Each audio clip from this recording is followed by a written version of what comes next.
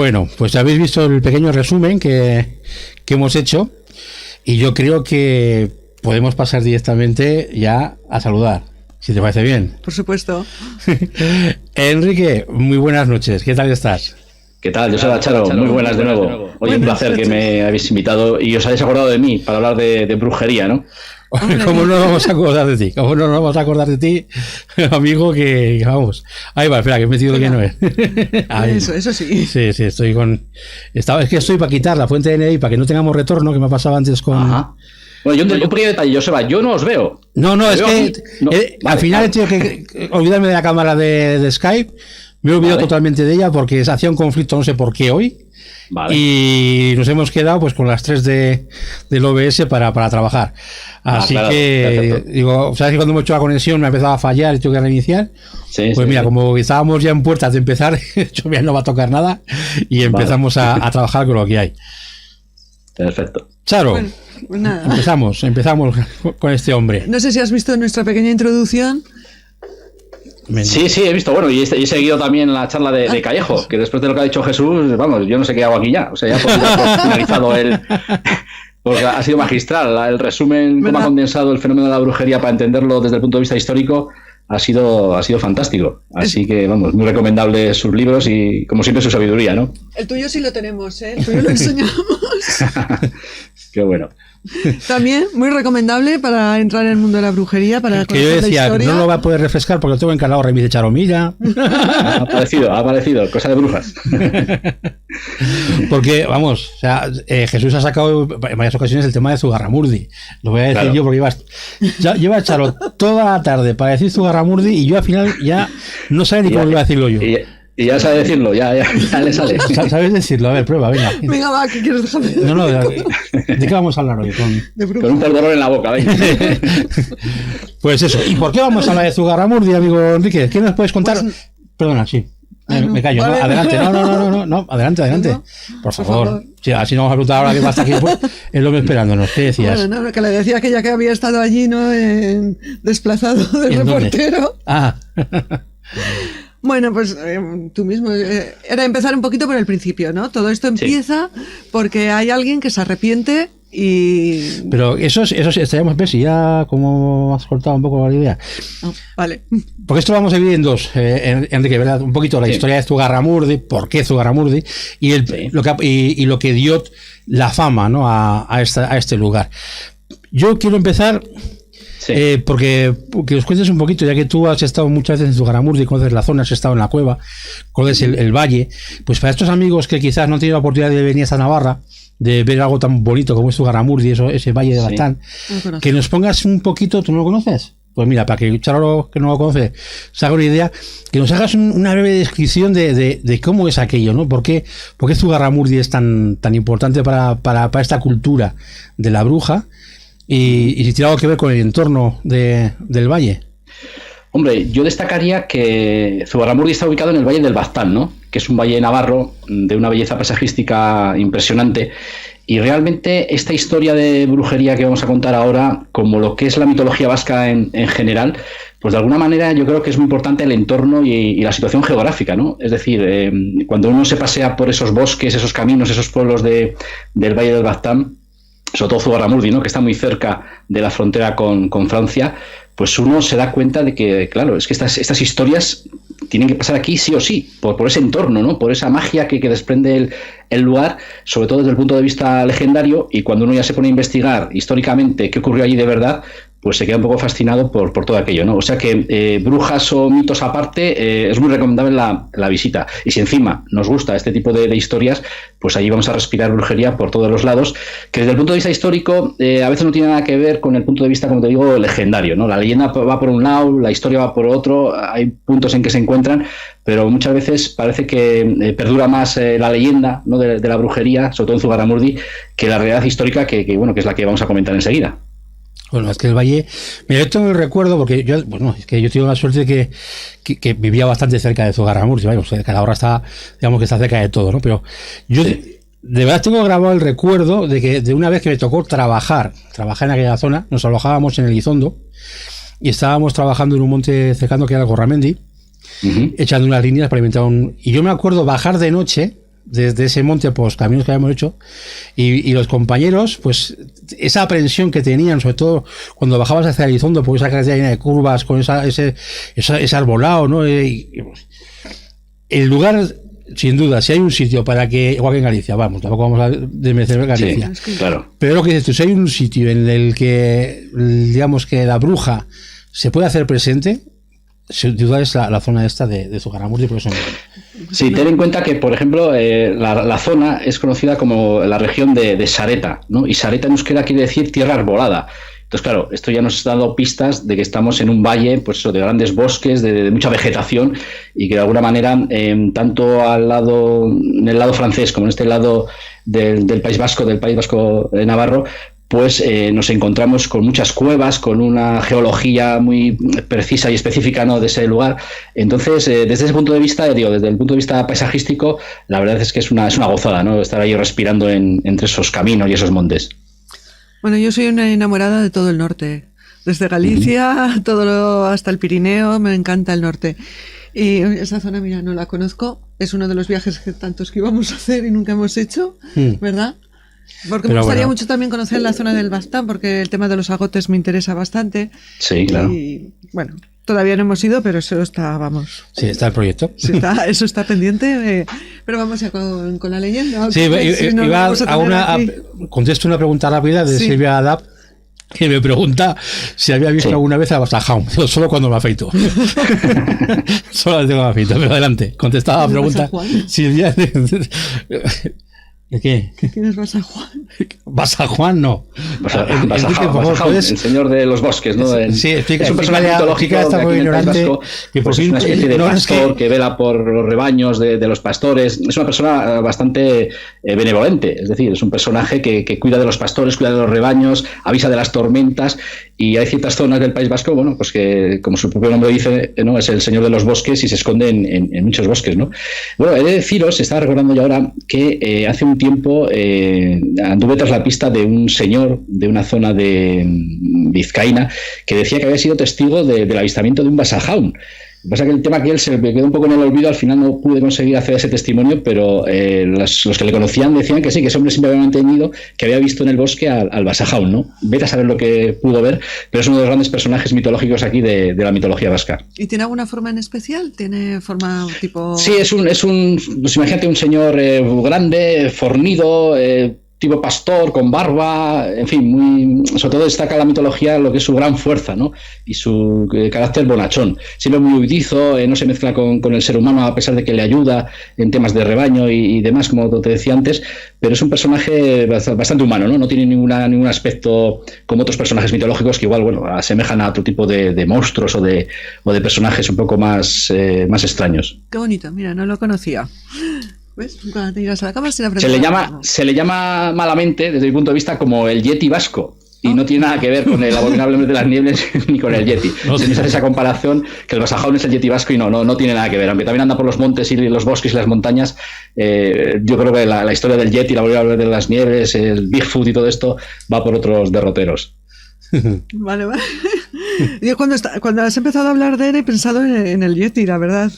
Pero después cuando has dicho ya barbudo, así de grandote y demás, digo, no, pues no va por ahí la cosa. Nada.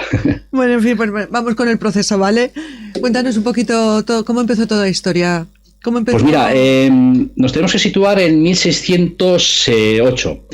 Resulta que hay una muchacha que vive en Cibur, que es una localidad al otro lado de la frontera en Francia, muy cerca de Zugarramurdi, y resulta que esta muchacha, María de Simildegui, trabaja como sirvienta entre esta localidad francesa y Zugarramurdi. Y un buen día, pues se empieza a decir que ella tuvo una época en que acudía a aquelarres, en que acudía a reuniones de brujas, y que en esas reuniones de brujas que se celebraban en Zugarramurdi, pues también coincidía con algunos vecinos de Zugarramurdi. Entonces, de esta manera tan, digamos, trivial y tan tonta, es como se desencadena toda esta historia que vamos ahora a comentar, ¿no? Que empieza de esta manera tan simple y acaba en la hoguera con algunas personas en Logroño. ¿Qué sucede? Que este relato inocente de esta mujer pues cuaja de una manera bastante increíble en Zugarramurdi. Se empieza a acusar a una serie de vecinos, esos vecinos acusan a otros, al final hay rencillas, envidias y malos rollos, vamos a decir así, entre los vecinos, y aprovechan todo este, digamos, proceso de acusaciones pues para acusarse unos a otros. ¿Qué sucede?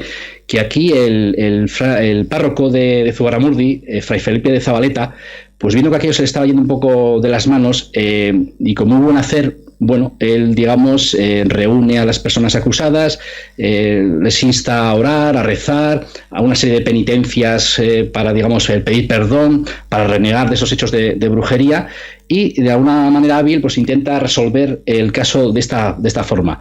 ¿Pero qué sucede?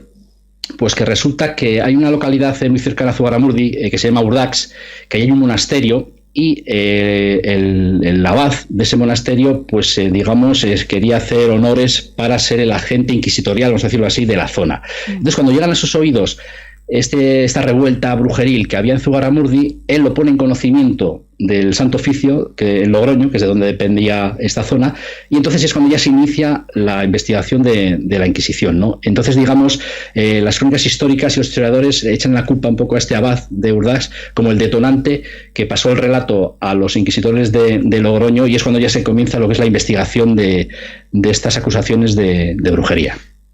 Pero es increíble, ¿no? La cantidad de gente que fue acusada y, bueno, al final solamente quemaron a 11 personas. Pero... Sí, mira, las cifras son un poco así, hablo un poco de memoria. Cuando se, digamos, un poco cronológicamente en la historia que os estoy contando, cuando el abad de Urdax se denuncia el tema a las autoridades, viene un inquisidor con su notario, con su secretario, empiezan a interrogar a los supuestos brujos y brujas, porque aquí estamos hablando que había tanto hombres como mujeres, y las cifras que se barajan es que se hicieron hasta 300 entrevistas a 300 personas, las cuales se vieron envueltas un poco en estas acusaciones. De esas 300 personas se fue reduciendo un poco la sospecha de brujería, y al final, en el proceso de Logroño, se dijeron 31 sentencias, es decir, 31 personas fueron acusadas de brujería, y de esas 31, 11 personas fueron las que murieron quemadas en la hoguera. Unas murieron vivas, 6 personas murieron relajadas, como se dice en los archivos inquisitoriales. El término relajado quiere decir que te quemaron vivo en la hoguera, y otros fueron quemados en efigie. Esto quiere decir que en el proceso de investigación de la Inquisición, ten en cuenta que estamos hablando desde 1608 a 1610, que es cuando se hace el tribunal, el proceso del auto de fe de Logroño, pues transcurren 2 años y muchos de estos acusados estaban en cárcel, estaban detenidos en unas condiciones penosas, pasando hambre, enfermedades. Entonces algunos morían por el camino, ¿no?, como se suele decir. Pero si al final del juicio eran condenados a la hoguera, a pesar de haber fallecido, cogían sus restos, los metían en una especie de sarcófago de cartón piedra, en una especie de caja, y quemaban la caja con sus restos. Entonces esto en las actas se levantaba como relajado en efigie, es decir, muerto en la hoguera, lo que son los restos de la persona en cuestión.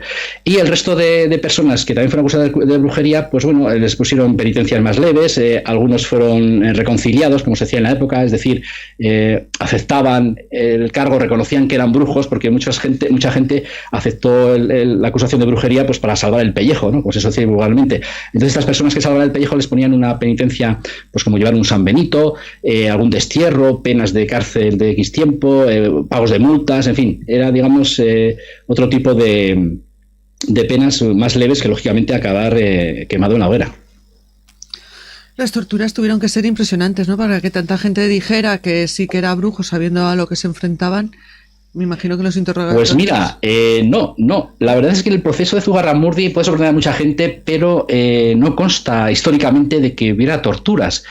Y te voy a decir por qué. Resulta que todo este proceso se inicia de una manera donde, bueno, los inquisidores aconsejaban a los acusados con una presión psicológica, con una presión social, una presión incluso fiscal, amenazándoles de confiscar sus bienes, pues que era mejor que de alguna manera confesaran el delito de brujería y así acababan cuanto antes. Y lo que es la tortura, aquí casi todos los investigadores importantes del caso de Zugarramurdi coinciden en que, a pesar de que era un aspecto legal del contexto jurídico de la época, es decir, la tortura estaba permitida por las leyes de la época para sonsacar información, pues en Zugarramurdi no hubo torturas de ese tipo, pero claro, hay que ponerse en el pellejo de los acusados, en las condiciones en que estaban encerrados en las cárceles, la presión social, inquisitorial que tenían, y poco a poco fueron confesando, menos algunos que se mantuvieron en sus 13 diciendo que no, que ellos no eran brujos, no habían practicado la brujería, y de ninguna manera iban a confesar nada, ¿no? Y esos fueron los que realmente acabaron en la hoguera por mantenerse firmes en sus convicciones, pero no porque de alguna forma, digamos, fueran torturados.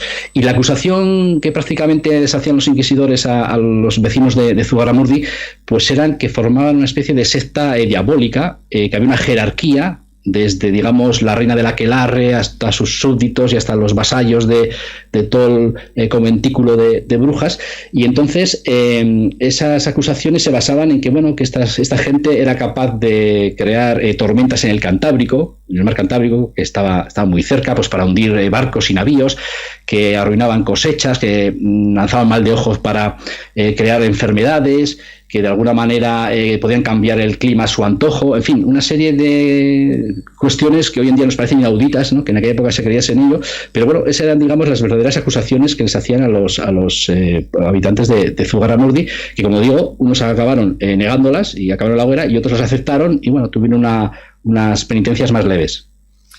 Bueno, estos días he estado buscando un poquito de información porque sí, conozco muy poquito, o sea, lo que he leído, pues, a Jesús, a ti, a un compañero. La brujería no es uno de los temas que a mí me apasionen, y me ha llamado la atención de que hubo unas supuestas epidemias durante los años que estuvieron encarcelados los brujos, y solamente fallecieron los brujos de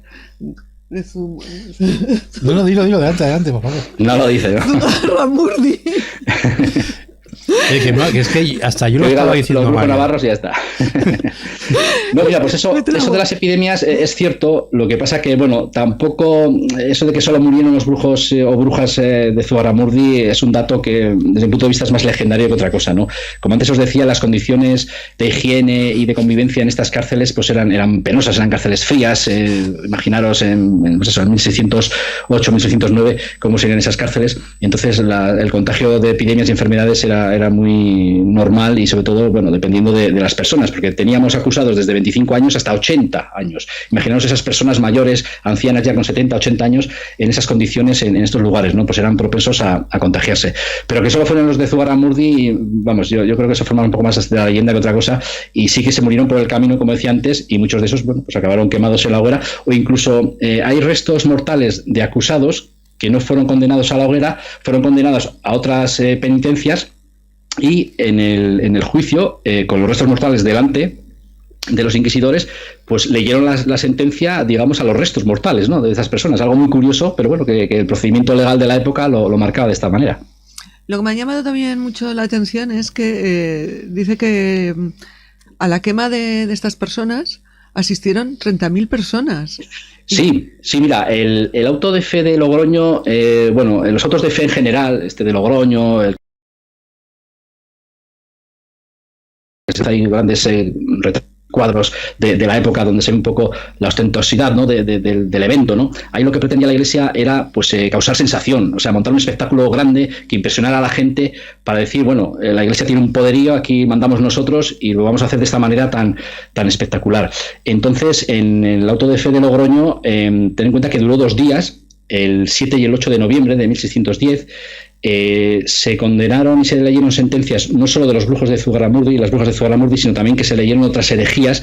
Había unos 50 y tantas personas acusadas de distintas herejías, y durante esos 2 días pues se fueron, digamos, sentenciando y condenando a estos herejes, ¿no? Entonces, bueno, la expectación que se creaba allí era máxima, era todo un evento, pero sobre todo la Iglesia lo que pretendía es causar miedo y pavor un poco al pueblo, y con estas ostentaciones tan grandes de estos espectáculos que eran los autos de fe. Hay que decir también que, bueno, las cifras que se manejan de 30.000, sí, son un poco las que la mayoría de los libros de historia de la brujería en Zugarramurdi y en el Tribunal de Logroño son los que marcan, pero hay algunos relatos y crónicas de la época que confirman un poco esto que estamos comentando, ¿no? Hay un relato de un impresor, Juan de Mogastón, que es un impresor de la época que se encargó de transcribir una crónica del día 7 y 8 de noviembre allí en Logroño, y detalla un poco pues cómo iban en procesión todos los reos, cómo la gente se agolpaba a los lados, cómo las autoridades estaban en palcos muy rimbombantes desde donde, digamos, decían las sentencias y decían las acusaciones a los reos. En fin, todo un espectáculo que está bien recogido en crónicas y por eso ha llegado hasta nuestros días. Es impresionante, es que no me puedo imaginar tanta gente para ver quemar. Yo algunas veces, vosotros conocéis a Logroño y suelo ir por esa zona y bueno, incluso cuando sobre todo escribí el libro de brujería, pues recorrí todos los lugares de los que hablo en el libro y de alguna manera me ponía allí en la plaza de Logroño, ahí, ¿no? Delante de la catedral. Y imaginarte, ¿no? Esas ganas de decir, ahora vivir, retroceder en el tiempo y ponerte en esa situación, ¿no? Lo que sería, imaginaros allí el pueblo expectante ante esa procesión de reos, personas siendo quemadas en la hoguera, o sea, un espectáculo que no nos podemos ni imaginar y sería, digamos, más que llamativo, ¿no? El estar allí viviendo ese momento tan singular de la historia. Es que yo conozco evidentemente conozco la zona que estaba hablando y me estaba viendo que está la calle Laurel con los pinchos, la Laurel. Sí. Y vamos, vamos, es impresionante. Que el tema, pero es que además lo más curioso es lo que hemos hablado antes, es que La Rioja de por sí no tiene una tradición brujeril. O sea, se conoce. ¿Sabes lo que pasa? Que el Tribunal de Logroño llevaba lo que es toda la zona del País Vasco, Navarra, zonas de Burgos, incluso llegaba casi hasta Cantabria. O sea, toda esa zona dependía del Tribunal de la Inquisición que estaba en Logroño, ¿no? Por eso era tan extensa sus brazos y demás. Y también había que destacar que estamos comentando un poco lo que es el proceso en sí, ¿no? Cómo comienzan estas acusaciones que al final, como habéis visto, eran rencillas y malos rollos entre vecinos. Es que es curioso porque yo también en el libro lo comparo, ¿no? A pesar de la distancia geográfica, si uno analiza el caso de Zugarramurdi y analiza el caso de las brujas famosas de Salem, ¿no? En 1692, pues son todo malos rollos entre vecinos, rencillas, te acuso, me dejas de acusar, porque hay que tener en cuenta que aquí en España la acusación de brujería era anónima, es decir, yo te puedo acusar a ti, Charo, de bruja, pero tú nunca vas a saber que yo, Enrique, te he acusado a ti de bruja, ¿no? Entonces imagínate la papeleta y la manga ancha que daba este tipo de acusaciones, porque cualquiera podía acusar a otro, ¿no? de brujería y te daba rienda suelta, pues bueno, tú me caes mal o te tengo envidia porque tienes más tierras y más vacas que yo, pues te denuncio por brujería y ya te he complicado la vida bastante. Este es el proceso más famoso, ¿no?, de la historia de la brujería en España. De hecho, hasta este proceso no se había hablado de aquelarre, ¿no? Se hablaba de juntas. Es cuando aquelarre pasa... Sí. Aquí hay una historia curiosa, un detalle curioso, que claro, cuando primero vine, como antes os decía, el inquisidor y su notario, su secretario, vinieron a Zugarramurdi a tomar declaración, a hacer un informe, luego lo pasaron a la Inquisición y luego ya vino, digamos, el gran inquisidor, Juan Valle de Alvarado, que era un poco, digamos, el jefazo inquisitorial que cuando ya estaba todo el trabajo hecho visitaba los lugares para confirmar un poco la historia, ¿no? Y bueno, visitó Zugarramurdi y él convencido de que allí se practicaba la brujería y que todos los habitantes de Zugarramurdi, quien más que menos, eran brujos y brujas. Porque hay que decir que es curioso que si uno revisa lo que es la relación de todos los acusados de brujería en Zugarramurdi, la mayoría muchos eran familias, eran primos, hermanos, padres, en fin, estaban todos ahí metidos de esa manera con esos parentescos. Y entonces el caso de Zugarramurdi es importante por lo que estamos comentando ahora y por lo que tú estás diciendo, ¿no? Hay muchos términos que se desconocían, pero también hay que tener en cuenta que cuando viene el inquisidor y los inquisidores, que es a lo que iba a Zugarramurdi, claro, ten en cuenta que estamos hablando del Valle del Baztán, Zugarramurdi, pueblos de montaña y de bosque totalmente aislados del mundo, donde únicamente se hablaba euskera, se hablaba en vasco, en vascuence, como se decía en aquella época. Entonces, claro, tenían que coger intérpretes para, a la hora de hacer los interrogatorios y redactar los informes, saber de qué estaban hablando. Entonces, en esas transcripciones, en esas traducciones, claro, los que traducían a veces no se entendían muy bien con los inquisidores que tomaban nota y a veces usaban palabras que no tenían, digamos, mucho fundamento. Y esto viene al caso porque ha habido muchos investigadores que la palabra aquelarre siempre se la ha relacionado como, pues eso, el prado del macho cabrío, ¿no? Donde se hacían, digamos, estos aquelarres. Pero bueno, es que no había ningún macho cabrío por medio, no había ningún tipo de diablo por medio. Entonces, esas traducciones, hay investigadores que sostienen que, digamos, son debidas a una deficiente interpretación o traducción, mejor dicho, de palabras del euskera al castellano en aquella época, ¿no? Que se tergiversaron de esta manera. Pero bueno, la palabra aquelarre, como tú bien dices, ha trascendido hasta nuestros días y es un poco de los iconos, ¿no? Claro. de lo que es de la brujería. Y luego también hay que destacar, y que no se nos olvide, que el proceso de Zugarramurdi, aparte de ser importante por todo esto que estamos comentando, es importante porque marcó un antes y un después en el proceso de las brujas, porque resulta que después de celebrarse el auto de fe, hubo una figura muy importante, un inquisidor, Alonso de Salazar y Frías, muy importante en toda esta historia, porque él estaba convencido que allí Zugarramurdi se había hecho una escabechina, se habían hecho mal las cosas, se había quemado a gente sin motivo, y lo que él pide al Santo Oficio es revisar el caso. Entonces él y más inquisidores se trasladan otra vez a Zugarramurdi, a la zona del Valle del Baztán, revisan los testimonios, revisan, digamos, toda la información que se había recopilado en el año anterior, y llegan a la conclusión que allí no había brujas, que allí lo que había era movidas entre vecinos y que habían sido todas acusaciones fundadas pues en esas rencillas y envidias que estamos comentando. Entonces, imaginaros en aquella época, después de todo lo que se había montado, perdón, resulta que sale este inquisidor, Alonso de Salazar y Frías, y dice: señores, la Inquisición ha metido la pata hasta el fondo. En este caso hemos quemado a gente que probablemente era inocente y no tenía ningún tipo de delito, y que las brujas, en esa zona nunca ha habido brujas, sino ha habido gente que ha creído en brujas, que es una cosa totalmente distinta. Entonces esto marcó un antes y un después, porque a partir de entonces las acusaciones de brujería eran miradas con lupa. Las acusaciones de brujería, no se tenían tan en cuenta como un poco el proceso de Zugarramurdi, que se habían dejado llevar un poco por esa locura y esa fiebre de brujería en Zugarramurdi. Y esta figura de este inquisidor es bastante importante, ¿no? Tenía el sobrenombre de el abogado de las brujas, porque realmente defendió un poco a todas estas personas, ya demasiado tarde, lógicamente, porque habían sido ajusticiadas, pero que de alguna manera se dio cuenta de que había sido un sinsentido, ¿no?, lo que había ocurrido en Zugarramurdi. Vale, te me has adelantado. Sí, he hecho un spoiler. Sí, has contestado. Era mi última pregunta que te pensaba hacer. Es verdad que sí, esto había sido, pero oye, eso está muy bien. Que yo no lo sabía, no sabía que este juicio había sido tan importante para la Inquisición y que fue un poco un corte, ¿no?, de la Inquisición y un cambio en la política que después llevaron.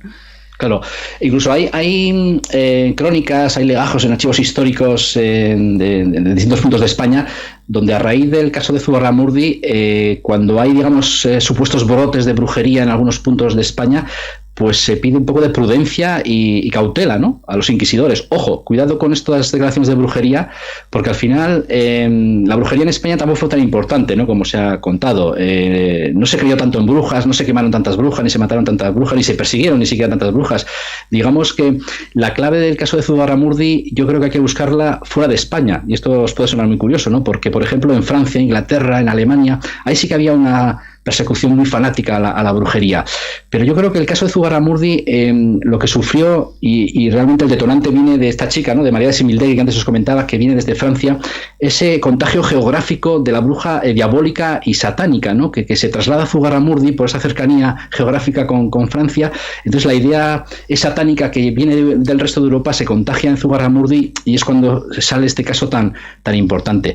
Porque posteriormente, es lo que te digo, no ha habido... La Santa Inquisición española estaba más pendiente de otro tipo de herejías, ¿no?, como podrían ser otras doctrinas que iban contra la cristiana, como de los judíos conversos, en fin, con otra serie de historias, y la brujería tenía un poco apartada. Por eso, después del caso de Zugarramurdi, que había un poco de, pues eso, decir jurisprudencia, decir, ojo, cuidado con el tema de la brujería, que aquí en Zugarramurdi la hemos cagado. O sea, así como suena. Sería un poco el resumen de este inquisidor, ¿no?, de Alonso de Salazar y Frías. Lo cierto es que cuando... Perdón, te corto. No. Que cuando hablas de brujería en España, la imagen que te viene es el juicio...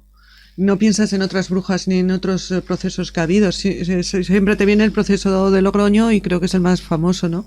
Sí, es el más famoso porque está el mejor documentado, porque de alguna manera fue el más divulgado y ha sido el más popular, el más investigado, porque hay mucho archivo, y porque... También importante, que es lo que antes te decía, porque marca un antes y un después, ¿no?, sobre todo en el trato de la brujería por parte de la Inquisición. Bueno, tenemos... Sí, mira, antes de pasarte a una cosilla que quiero preguntarte a ti y yo, tenemos una pregunta de los amigos de Misterios de Aragón. Sí. Y es que preguntan si es cierto que la Inquisición tenía prohibido hacer sangre y matar.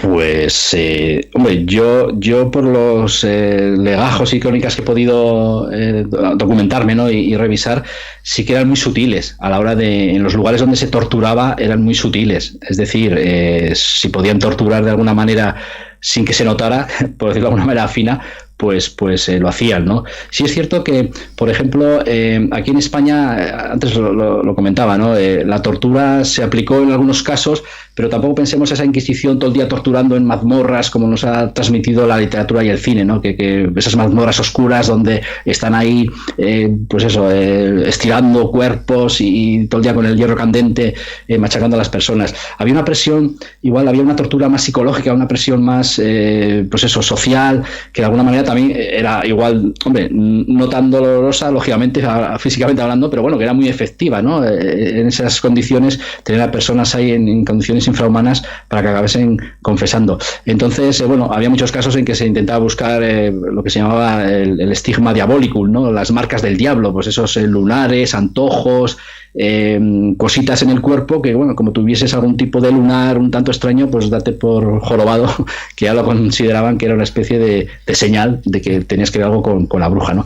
Pero ya digo, la idea esa de torturas y de machacar a los reos nos viene más un poco, como antes te decía, de otros países que sí fueron más salvajes, ¿no? Incluso en el País Vasco francés, estaba recordando ahora, tenemos aquí a un inquisidor, Pierre de Lancret, que realmente era un fanático enfervorecido de la brujería, y veía brujas por todos los lados, ¿no?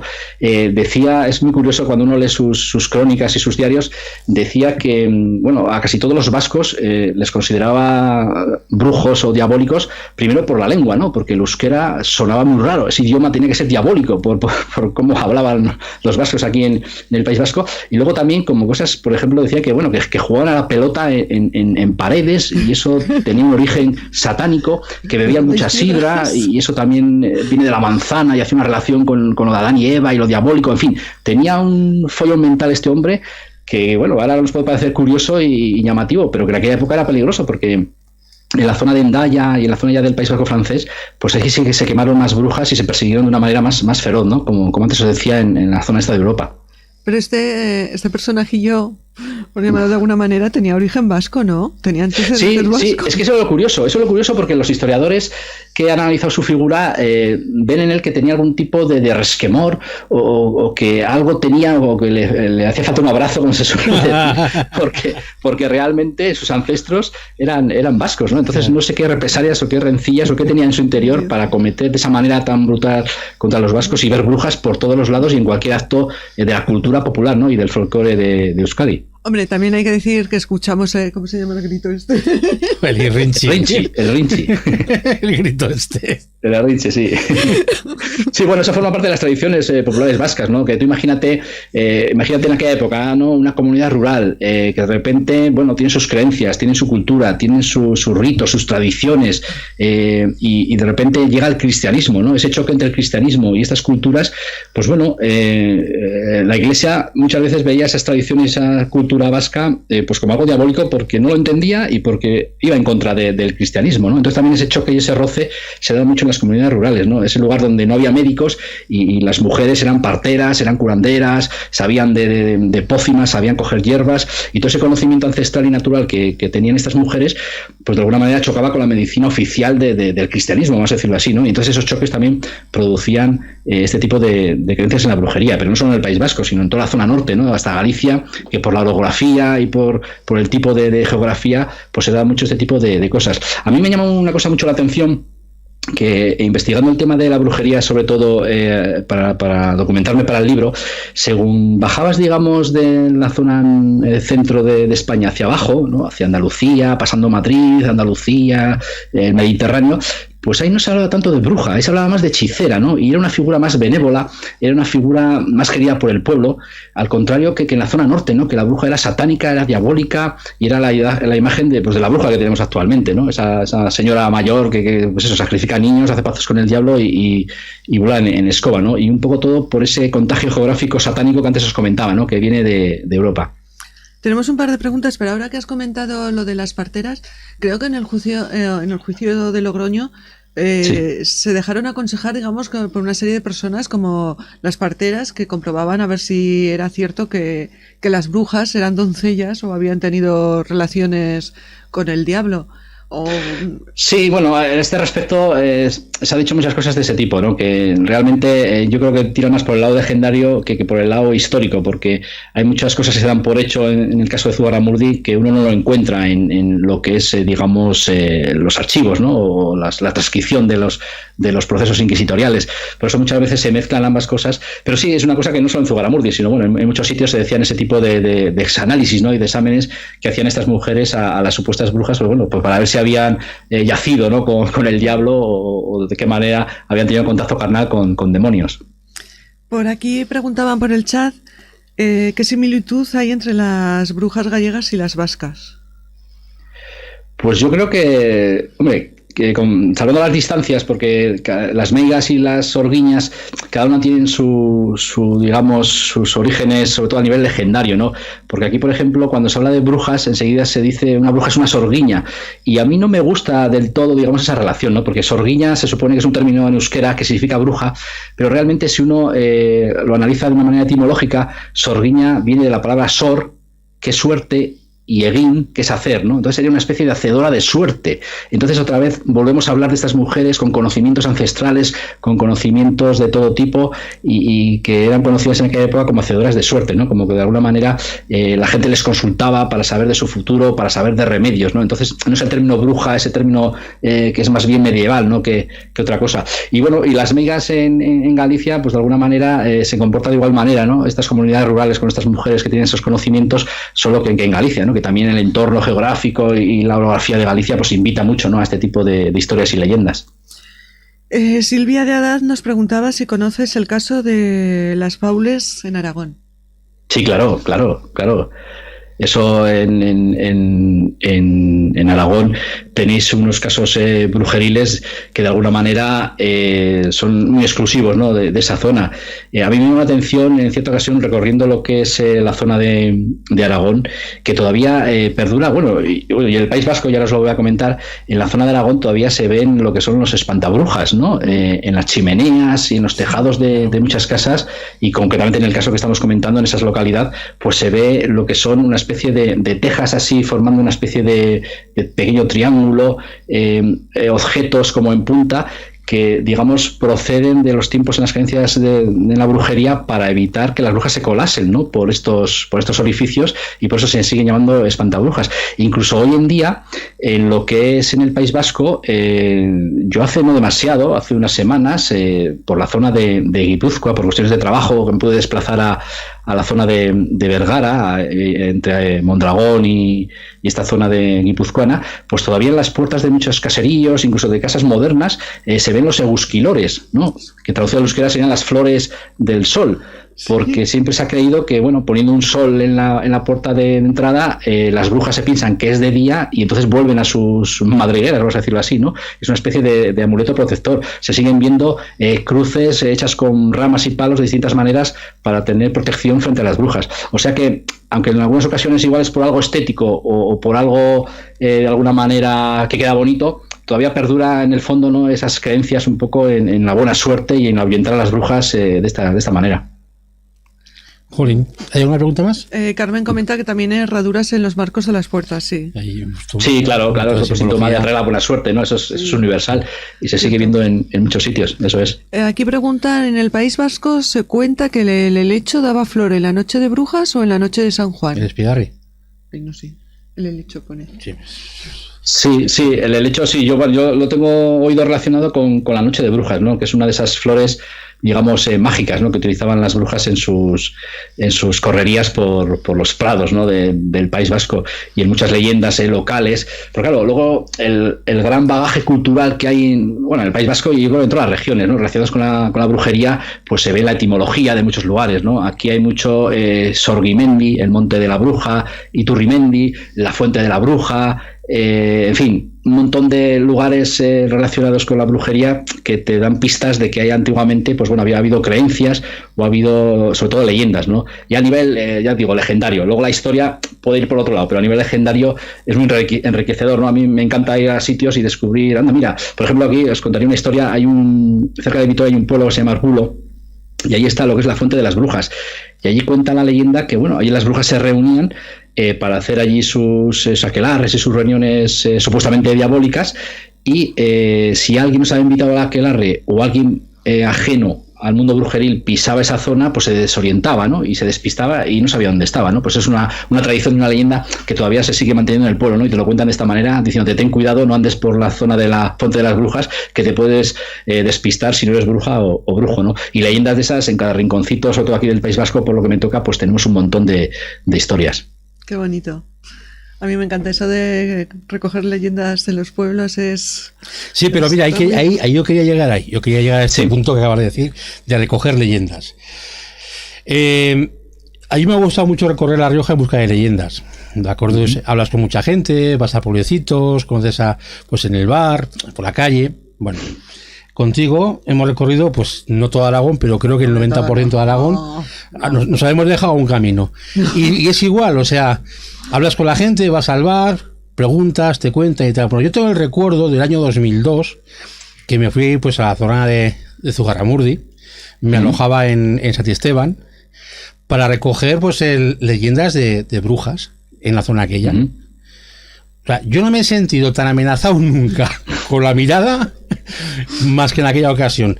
Yo entiendo, y yo lo conozco porque evidentemente tengo familia, que pues no es por cultura, o bueno, el vasco o el navarro, son personas muy rudas, muy cerradas, que tardan mucho en dar confianza, en abrirse, pero luego cuando consigue romper esa coraza y te haces amigo, eres amigo para siempre, ¿no?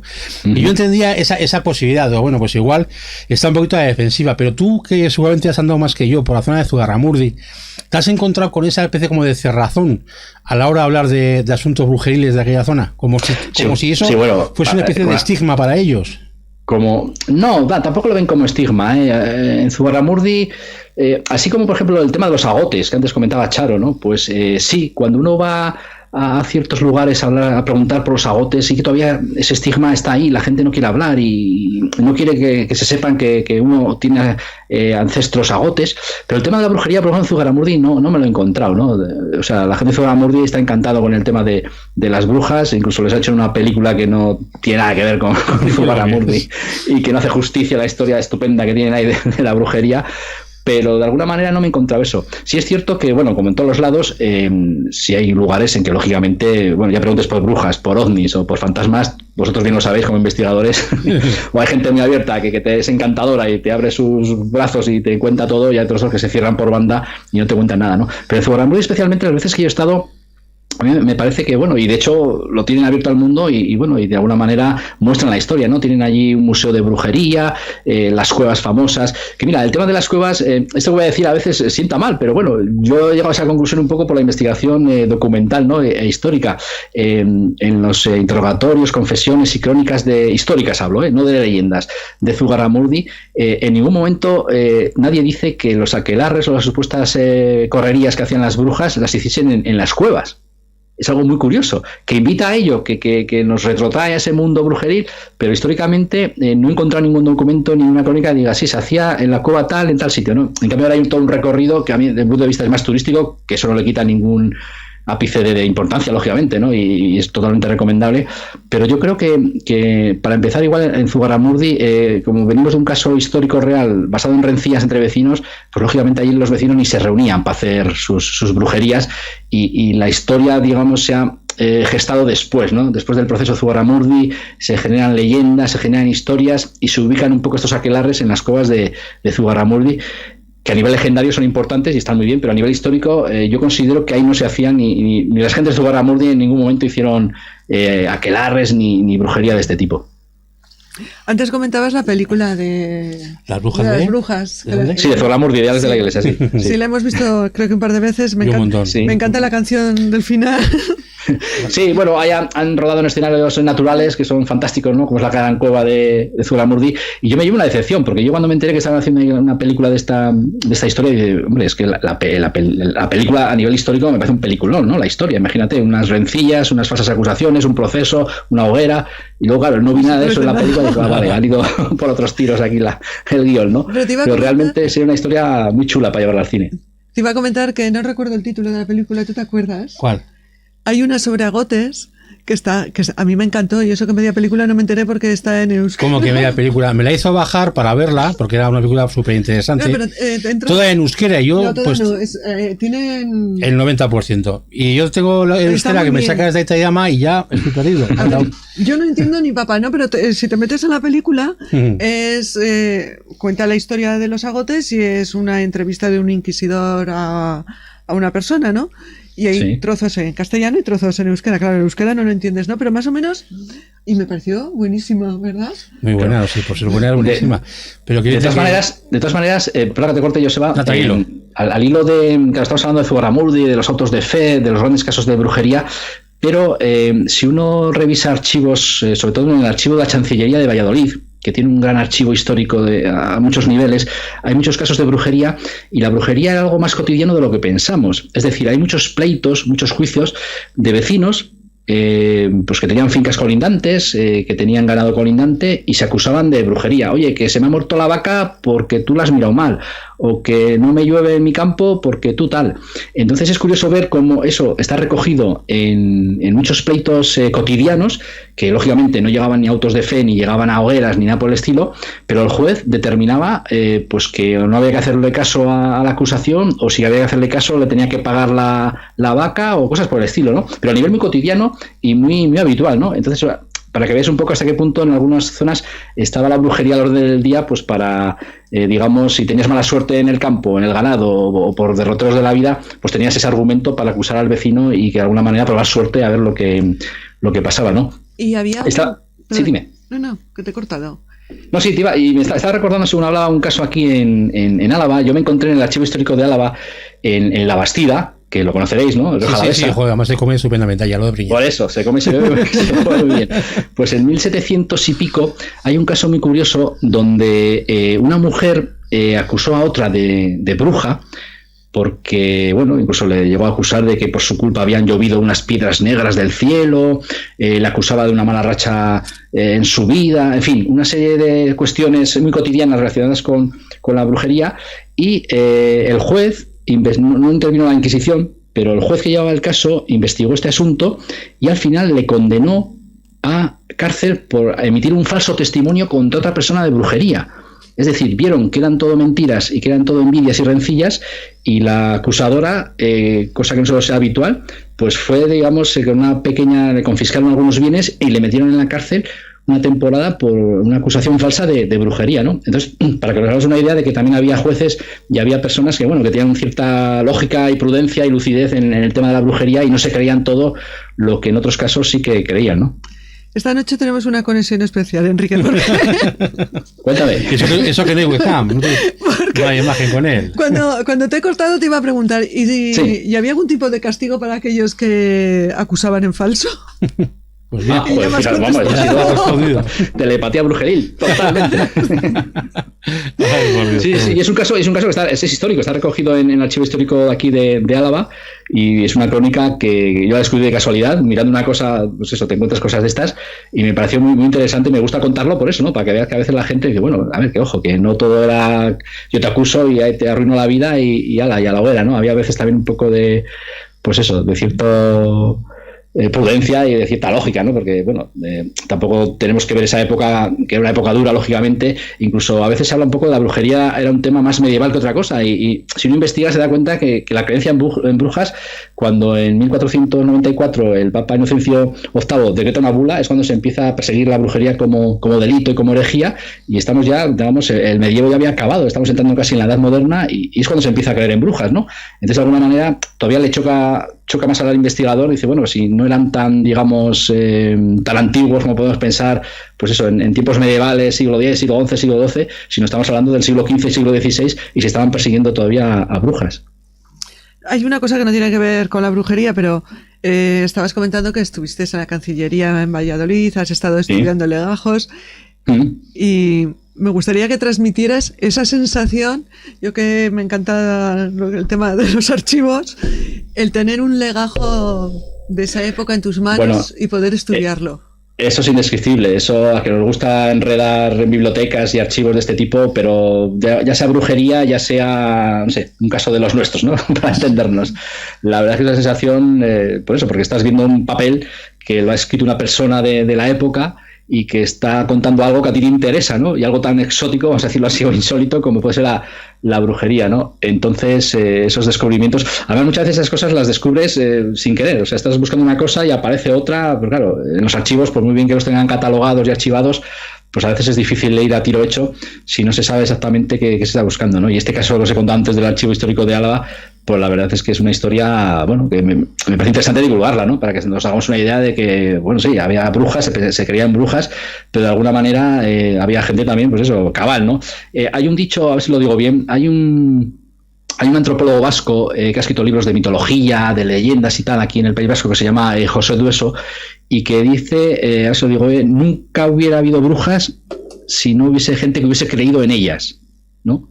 Entonces, esta pequeña frase encierra un poco la clave, ¿no? Y digamos, el origen de toda la brujería y todo lo que estamos comentando, ¿no? Con sus matices, pero de alguna manera al final lo diabólico eran los que perseguían a las brujas, no las brujas, eran las mujeres o los hombres, eran los diabólicos, lógicamente. Uh-huh. La verdad es que es un trabajo muy, muy duro, porque está muy bien ir por los pueblos, recoger leyendas, pero cuando tienes que ir a un archivo y leer esos legajos, no es tan fácil leer un legajo. Yo reconozco que soy una persona que soy incapaz de leer mucha documentación en archivos. Entonces, en algunos sitios hay suerte y a veces hay ciertos legajos que te pueden interesar, que tienen una transcripción más actual al lado del papel. Entonces, claro, es mucho más cómodo, porque lo que dices tú, esos legajos hay veces entre que no se ve bien y que están escritos de aquella manera en aquella época, pues si no hay alguien que sepa leerlos o casi traducirlos, pues es muy difícil, ¿no? Pero bueno, en algunos de ciertas épocas sí que se notan bien y se ven bien, y bueno, es lo que antes decía Charo, ¿no? Ese descubrimiento, eso, encontrarte con eso por sorpresa, pues la verdad es que es todo es una gozada, ¿no? Porque es una gozada. Que sepas que me das mucha envidia, de haber estado ahí con Oye, ponte a buscar brujas por tu zona, seguramente. Rebusca archivos y... Hombre, hoy en día también, hay muchos archivos y muchos lugares que están digitalizados. Sí. Y bueno, y el acceso a ellos es fácil a través de internet, y bueno, cualquiera con su tableta, ordenador puede acceder a ellos, y a veces, bueno, es cuestión de paciencia y de tiempo y de filtros y de buscadores y cosas por el estilo, ¿no? Yo para eso también muchas veces, cuando, sobre todo a nivel de hemeroteca, ¿no? Ya no tanto de legajos o de archivos así antiguos, sino a nivel de hemeroteca de periódicos antiguos, ¿no? Por ejemplo, aquí en Álava o en Vitoria, pues esos periódicos de 1800, del siglo XIX, finales del XVIII, XIX, ese tipo de periódicos que uno, pues eso, tiene buscadores que si pones una palabra, te busca ya automáticamente la noticia. A veces llegas unas sorpresas muy curiosas, ¿no? Hombre, no pongas la palabra ovni, porque igual en 1800 y pico o 1900 no se hablaba de ovnis, pero pones la palabra luminaria, por ejemplo, y te aparecen sorpresas, ¿no? Pues eso, de avistamientos, de cosas curiosas relacionadas con estas cosas extrañas que nos gustan, ¿no? Entonces esa labor a veces es muy bonita. Hombre, aquí la hemeroteca tiene todo ya digitalizado. Cuando vas, te sientas delante de... Ya, pero es más bonito cuando vas al archivo y coges, si puedes, claro. No sí, claro, es que esa es otra, que luego también no deja entrar cualquiera, permisos y tal, y usted para qué lo quiere, y mucho papeleo, y al final, bueno, pues hay que tener paciencia también para ese protocolo, ¿no? Y esa burocracia que a veces no es tan fácil. Ya os contaré algún día en un trabajo que hicimos que traspapelamos Dios mío. un pergamino. Entonces, bueno... En fin, algún día te lo cuento. Espera, pero ha prescrito. Si no, vas a ir a la cárcel y me toca la emisión, por si acaso. Lo encontramos. Ah, lo encontrasteis, vale. Lo encontramos, sí. La verdad es que, es que a mí me gusta mucho el tema de los archivos. Así que vamos a dejarlo porque si no nos iremos. Sí, vamos ya a 2 horas y 5. Cristina Fernández ha puesto aquí todo lo que tiene nombre existe. Sí, pero léelo en euskera, que te lo ha puesto en euskera. Ese es el gran dicho mitológico, legendario del País Vasco, y me encanta. O sea, mira, no sé por qué no lo he dicho, porque yo siempre lo suelto cuando puedo, que hablo de mitología, brujería o leyendas, porque yo creo que encierra muy bien la filosofía, ¿no? De estos temas aquí en el País Vasco, ¿no? Todo lo que tiene nombre existe, es que es contundente y vamos, me encanta, ¿no? Aquí comentan, hay una película de hace muchísimos años que se titula Aquelarre. Sí. 84, de Pedro Lea. Sí. Eso es, sí, no sé si es de los años 70 o por ahí. Sí, que habla un poco de esto que estamos comentando, pero desde mi punto de vista le falta ahí un algo, pero está bien, ¿no? Es una película que recoge muy bien todo esto. No la conozco. Joder. Pues amigo, llevamos 2 horas, solo agradecerte, ¿verdad? Tu tiempo otra vez que has estado con nosotros. Hombre, encantado. Esperando, encantado. Y es un vicio escucharte como está todo el chat, que está pendiente de lo que dices. Y además que un placer haber compartido cartel con Jesús Callejo, es todo un honor. Lo mismo ha dicho él, ya sabes, os lo transmití otro día por WhatsApp, que casi cambiando una palabra habíais dicho lo mismo uno de otro. O sea, sois dos monstruos de... Me alegro. Bueno, y espero que hayamos coincidido en el discurso. Digo, a ver si yo he dicho una cosa de la bruja y él ha dicho otra. Y no, ha estado muy bien repartido el directo porque hemos intentado, y de hecho ha funcionado, que fueseis, aunque fuese el mismo tema, trataseis 2 cosas diferentes y ha salido, os habéis complementado uno a otro, perfecto. Ha sido, él ha tratado el tema de Zugarramurdi. Desde el punto de vista histórico, yo creo que si uno se documenta es difícil no coincidir, ¿no? El problema es cuando igual, a veces yo por ahí veo entrevistas o publicaciones que hablan de la brujería de una manera que dice, es que aquí al final no se puede mezclar la historia brujeril con la leyenda brujeril, con la mitología brujeril, o sea, cada cosa tiene su apartado, ¿no? Y mezclarlo todo y dado por hecho... aparte que estamos hablando de una época que ya pasó, o sea, hoy en día las brujas existen, pues sí, hay gente que se denomina brujas, pero estamos hablando de las nuevas brujerías, las brujas Wicca, gente que se cree heredera de esas antiguas brujas, pero lo que es la brujería en sí que estamos comentando hoy, eso tuvo su momento, tuvo su época y es algo histórico, no podemos trasladarlo al siglo XXI, lógicamente. Pero tú lo has dicho, la gente que está documentada y lo ha estudiado. Lo malo es los que sueltan ahí. El que pega y... Sí. Eso es lo malo. Cuando hablas sin conocimiento. Yo no tengo ningún conocimiento de esto. Lo poco que conozco es lo que os he leído a vosotros. O sea, hombre, el tema de la brujería... o sea, a pesar que desde el punto de vista histórico parece que a veces le quitas hierro al asunto, bueno, tiene tela. O sea, quiero decir que el hecho de que las brujas no volaban, ni sacrificaban niños, ni hacían pactos con el diablo, pues hay gente que dice, pues si no hacían eso, vaya rollo. Bueno, pues si tu punto de vista es ese, pues es respetable, ¿no? Pero realmente a mí me parece tan apasionante que señores ilustrados, intelectuales, con carreras de la época, creyesen en brujas y estuviesen buscando síntomas de brujería. Eso es algo que dices, qué mentalidad, ¿no? O que no sé, es imposible ponerse en el contexto o en la mentalidad de la época para estar, digamos, tan cegado, ¿no? por estas creencias, pues eso, de que una persona podía crear tempestades en el Cantábrico o podía echar mal de ojo al ganado del vecino, ¿no? Qué creencias y qué mentalidades de la época y desde el punto de vista social e histórico me parece algo apasionante. Yo antes se lo comentaba a Jesús, que a mí lo que me impresiona de esto es como la idea de la bruja maligna, ¿no? La cantidad de toponimios, ¿he dicho bien toponimios? No, has dicho una palabra que no existe. que hay en España, quiero decir, que esté tan penetrado en la cultura el tema de la brujería y todo lo que se utiliza, que aún se sigue utilizando en muchos sitios, como tú has dicho, para espantar a las brujas, ¿no? La creencia tan fuerte. Y aquí por ejemplo, hay un tema también que es apasionante, que es el tema de los monumentos megalíticos, ¿no? Los dólmenes, los clómenes, los menires, todas estas construcciones megalíticas que, bueno, la arqueología y la historia nos cuenta pues que eran lugares de entrenamientos funerarios, con unas funciones, en fin, historia y arqueología pura y dura. Pero claro, la mitología, la leyenda va por otro lado. Y aquí, por ejemplo, en el País Vasco, y por lo que me toca aquí cerca de Vitoria, pues por ejemplo tenemos un dolmen que se llama Sorguineche, que es la casa de la bruja, ¿no? Entonces, bueno, históricamente y arqueológicamente te puedo contar su historia, pues eso, con algo, digamos, científico y algo histórico, pero lo que ha prevalecido por la zona es un poco que eso era la casa de una bruja, que ahí vivía una bruja que curaba, que se juntaban brujas, en fin, el saber popular, porque esto viene un poco de años atrás, donde, claro, no había historia, no había ciencia, no había arqueología, y la gente veía esas construcciones y dice, bueno, pues esto es cosa de brujas, no tiene que haber una explicación un poco relacionada con el mundo brujeril y lo extraño, ¿no? Incluso voy más allá. Hay gente que, aparte del tema de las brujas, en estos lugares le dan explicaciones mitológicas, pues que esos lugares fueron construidos por seres mitológicos del País Vasco. Entonces, estos lugares, es lo que tú dices, te dan pistas con esos nombres de leyendas e historias que hay detrás muy interesantes, ¿no? Que forman parte un poco del folclore vasco, que aunque no sean ciertas como tales, es decir, no había brujas ahí, ni lo construyeron las brujas, pero yo creo que la riqueza cultural de estas historias hay que contarlo y hay que mantenerlo, ¿no? Y hay que divulgarlo, ¿no? Para que no se pierdan. Bueno, una pregunta que has saltado y ya te dejamos, ¿vale? Porque si no, te tenemos aquí toda la noche. Como pregunta Carmen... Me apago la luz, no ha sido nada brujeril, ¿eh? O igual sí, ahora. Igual es una señal. A ver, que he perdido la pregunta. Carmen pregunta, ¿cuándo se empieza a confundir históricamente a las brujas con las videntes? Uy, buena pregunta. Pues hombre, pues no sabría decirte, pero yo creo, yo por mi experiencia, yo cuando empecé en estos temas ya en los años 80, las videntes o mediums o gente que se anunciaba en medios de comunicación o que echaban las cartas o cosas de esto, ya se ponía la etiqueta de bruja, ¿no? y de alguna manera querían ser como herederas de estas brujas del pasado, pero yo creo que no tienen nada que ver una cosa con otra. Hombre, yo me imagino una persona con ciertas capacidades psíquicas en aquellos años que, claro, la Inquisición la podía acusar de brujería, ¿no? Porque era algo, pues eso, inexplicado, ¿no? Que tuviese unas capacidades psíquicas. Pero yo creo que ese término acuñado por estas videntes, yo no iba más allá de los años 70, 80... Por lo menos desde mi experiencia, por eso, porque sí es cierto que no sé si hoy en día, vamos, hace tiempo que no me fijo yo si sigue habiendo este tipo de anuncios en los periódicos y demás, pero sí es cierto que había videntes que se anunciaban como brujas, ¿no? Se practica la brujería, se echan las cartas, se tal, se cual.